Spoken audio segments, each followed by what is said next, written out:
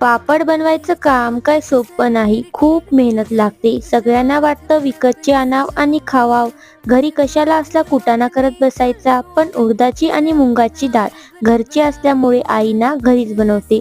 आणि उन्हाळा म्हटलं की पापड बनवायला लागतात. चला मग आज एकदम सोप्या पद्धतीने उडीद आणि मूग डाळीचे पापड बनवूया. तर इथे मी अर्धा किलो उडीद डाळ, अर्धा किलो मूग डाळ एकत्र करून गिरणीमधून दळून आणली. तर बघा, 1 किलोचं पीठ आहे. गरम पाणी, त्यामध्ये रामबंधू पापड मसाला टाकू.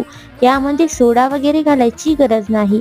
1 किलोला 200 ग्रॅम पापड मसाला बस झाला. घटसर असं मळून घेऊ.